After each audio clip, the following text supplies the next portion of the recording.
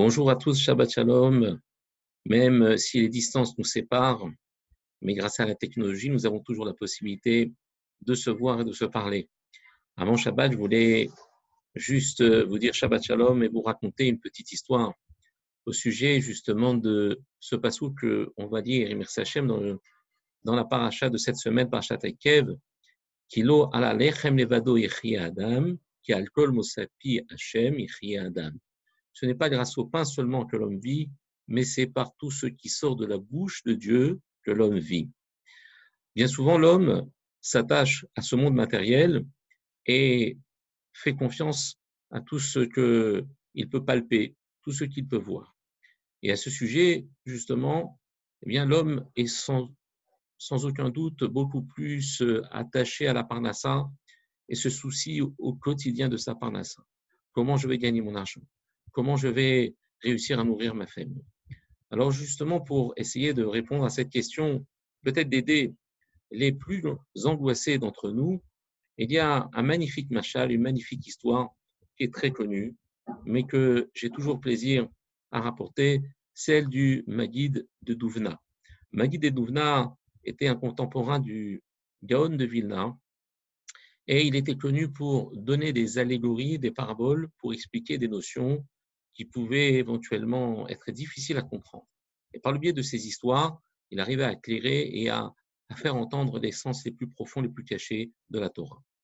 Il rapporte qu'une fois, il y avait un homme qui, malheureusement, a perdu toute sa richesse. Il est arrivé à un niveau de pauvreté tel qu'il était obligé, contre son gré malheureusement, mais obligé de frapper aux portes pour manger. Et il y avait dans sa ville deux maisons, deux grandes maisons. Une était habitée qui se faisait face l'une par rapport à l'autre. Elles étaient juste de chaque côté de la rue. Une était habitée par un homme qui était pingre, qui était avare, un kamsan qui ne donnait pas un sou à la tzedaka. Et de l'autre côté, par contre, c'était l'inverse. C'était l'opposé. C'était une maison qui était ouverte à tout venant, qui était généreuse, et chaque personne qui venait frapper à cette porte recevait l'hospitalité avec le sourire et générosité. Cet homme ne connaissait pas les deux personnes de la maison. Il a frappé à une des portes, et malheureusement, il a frappé à la porte du pingre, à la porte de l'avare. Alors, l'homme lui ouvre la porte, lui dit, que puis-je faire pour toi? Il dit, j'ai faim, j'ai besoin de manger, donne-moi de quoi manger. Alors, il lui dit, écoute, ça ne me pose aucun problème, mais tout travail mérite salaire. Il est normal que tu travailles pour cela. Alors, viens, je vais te montrer ce qu'il y a à faire chez moi, et ensuite, tu pourras manger à ta faim. Alors, l'homme n'a pas le choix, il a faim. Donc, qu'est-ce qu'il fait? Il rentre, il le suit, il l'amène dans son jardin, et là, il voit le jardin rempli de bois secs, de bois morts, comme ça, qui sont éparpillés dans tout le jardin.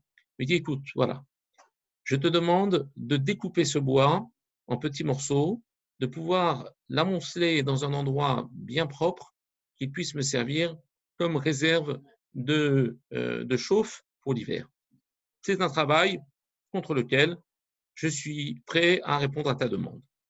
L'homme n'ayant pas le choix, qu'est-ce qu'il fait? Il se met à travailler très très dur, pendant toute une journée, pendant 8 heures de temps, et il coupe du bois, et il amoncelle, il coupe du bois, il amoncelle, jusqu'à ce qu'il ait fini et débarrassé tout le jardin de ce bois éparpillé. Il est parti appeler le Baal Habayit. Il lui dit, voilà, est-ce que tu es content et satisfait de mon travail? Alors, le Baal Habayit regarde et lui dit, écoute, magnifique, la kavod, tu as fait un travail de professionnel. Il est normal que maintenant, eh bien, tu puisses manger à ta faim. Alors, il dit, suis-moi.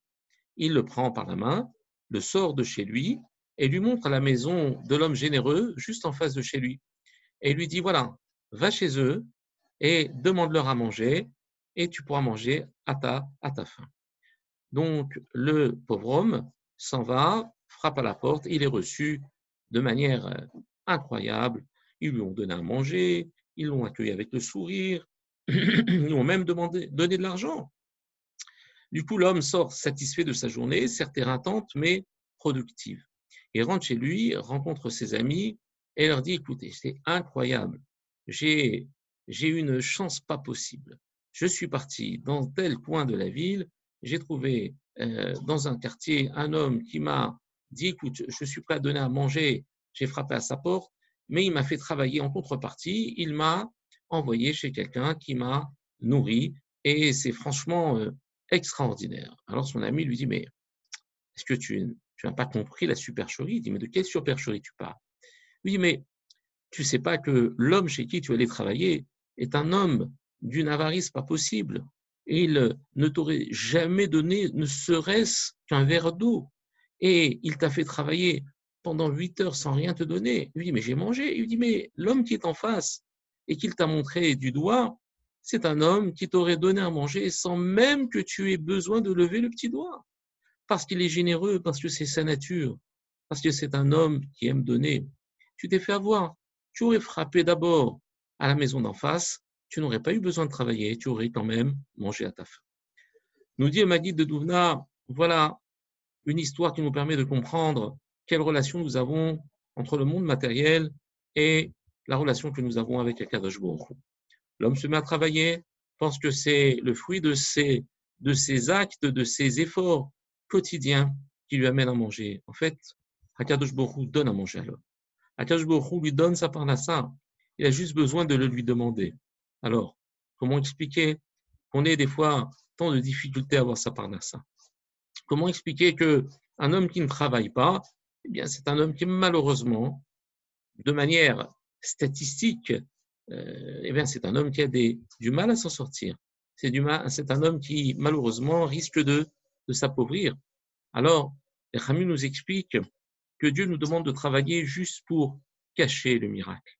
C'est-à-dire pour ne pas que l'on voit qu'Akadosh Baruch Hu est prêt à donner sans aucune contrepartie.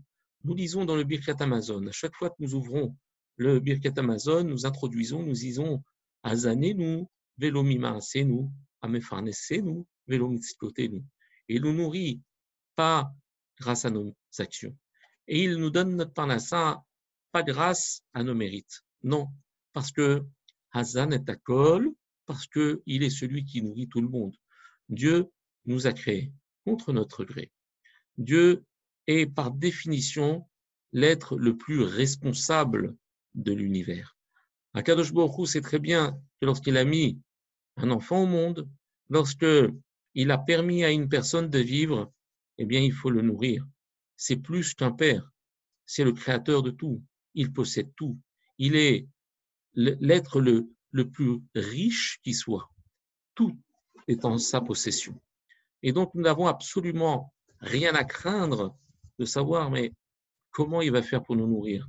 Par quel chemin je dois passer pour qu'il nous nourrisse? Non. La seule chose que Kadosh Baruch Hu nous demande, c'est de faire semblant de travailler. Uniquement pour dissimuler le miracle, car le miracle existe bien tous les jours.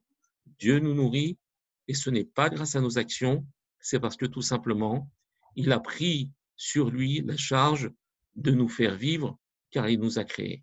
Shabbat Shalom à tous, que Dieu vous protège, et à la semaine prochaine.